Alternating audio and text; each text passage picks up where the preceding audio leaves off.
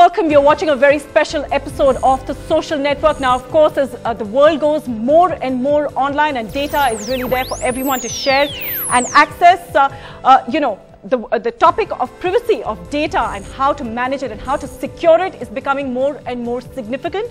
The government of India today has come out with a new cybersecurity policy 2013, which we have a copy of. And that's what we're going to be talking about on the Social Network today. We're going to decode that policy for all our viewers. And we've got with us the man who has spearheaded that policy. We're going to be introducing him in just a bit. But our topic today is the Paranoid Survive, Decoding Cyber Security Policy 2013. That's what we're going to be talking about the Social Network today. If you've got any questions for Mr. Rai or any other questions about this policy, you can tweet us live at TSN on NDTV. That's at TSN on NDTV. That's our Twitter handle. But let's quickly introduce our panelists on the show today. We've got with us Mr. Gulshan Rai, who's the Director General from the Ministry of IT and Communications. Sir, a very, very big thank you for coming here today. And we're also joined in the studio by Saket Modi. He's the CEO and co-founder of Lucidius Tech. We're also joined by Chinmay Arun, who's the Professor of National Law University from Delhi. And both of them have many questions to ask Mr. Rai. So let's not waste any time, start straight away. Sir, we've had a look at some of the jargon on this paper, and a lot of it, I have to tell you, is jargon. It's very, very difficult to understand a lot of this stuff. You're, of course, somebody who's written it. I'm going to come back to you in just a quick minute, but you've had a look, Saket, at this cybersecurity policy. What are the first three things that jumped out at you? Well, first three things, I would say the first thing that jumped out of me, now this policy, of course, is very beautifully crafted, and I'll be very politically correct because I'll be speaking that on the national thing. But sir, my question first is that, sir, this is a policy for me which is making more policies. I don't see any concrete steps or measures. Sir, I'm sure you will agree when I say this, that we are sitting on a cyber warfare where we are in the middle of a crisis where our country's infrastructure, cyber infrastructure, needs the right security policies. This, of course, is an attempt from the government which takes us a step towards securing ourselves. But my question is, why not a concrete step? When you go through the policy, it only says that we suggest these things should be implemented, and these laws should come in the near future. Why not any concrete steps, or this needs to be done now? Thank you. You see, let me go to the genesis of this policy, explain it to you. We have the cyberspace, which is the interconnected world, is getting more and more complex. New devices, new equipment, new softwares are coming and joining there. We have 950 million phones, and out of 950 million phones, your percentage of smartphone is around 20% and is bound to increase. A smartphone is a full computer, full laptop system. Any software, younger generation, of course, a person of my generation will download a very conservative downloading the software. But a younger generation like you people will download any apps and any kind of things without even scrutinizing what is there in the apps, whether it is a malicious app or a genuine app. All kind of softwares are downloaded there. Now, securing such an environment is a complex task there. And those action of securing the cyberspace cut across various domains. You have a power sector, critical sector, home user sector there, professional sector there. I think what Saket's question essentially is, he's saying that it seems to many of us who've looked through this policy, that while it's a policy that attempts at securing national assets, but it doesn't really talk about concrete steps. I'm explaining. Okay. I think there is a confusion of what is the policy. He's talking about the implementation plan. Policy is normally an intent of the government. So I'm explaining to you, there are actions on a discrete basis, all already there on the field. So many actions are there. I can explain those actions also there. But you have to put in such a complex environment, you have to integrate those actions there. So the government has put forward a policy which goes for a longer period.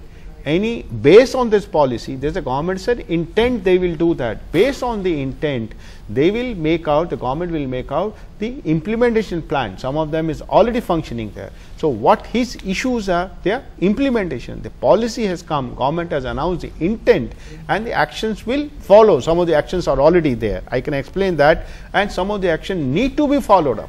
which will come as a thereafter now. Right. So I just want to pick up, in fact, objective number 5 from that policy, which says to enhance the protection and resilience of nation's critical information infrastructure by operating a 24/7 National Critical Information Infrastructure Protection Center and mandating security practices related to the design, acquisition, development, use, and operation of information resources. So what does this really mean? This means that there will be a organization, NCIIPC, which will set up a center for 24/7, operation 24/7. They will look at the various malicious activity which may happen to any critical sector there. The government today, that organization doesn't exist. So you're saying this is essentially for protection of government assets, national This is a protection of the critical information infrastructure. There are 17 sectors have been identified as a critical sector. Banking is a sector, power is a sector, atomic energy is a sector, space is a sector, air traffic controller is a sector. What does that mean to you? Those 17 sectors are there which are identified, which are critical to the economical stability of the country. All right, fair enough. Saket, what does that mean to you? So what my question is, sir, of course, sir, you're at the top of the security when you talk about that. And you pointed out a very fine point when said that, you know, there's a very big generation gap, Saket, when you talk about your generation and my generation, which is taking care of security. So my question is, sir, that you have a body called CERT-in, of course. And now, sir, out there, of course, the average age out there again is at a greater scale, maybe between 30 to 40. That's the average age I'm talking about. Now, when we talk about the attacks which are taking place across the globe, sir, and the hacker revolution that's going on, we know the anonymous group and a lot of groups which are active in a similar way. So my question is, out there you have attacks which are taking place. The average age of an attacker is between 15 and 25.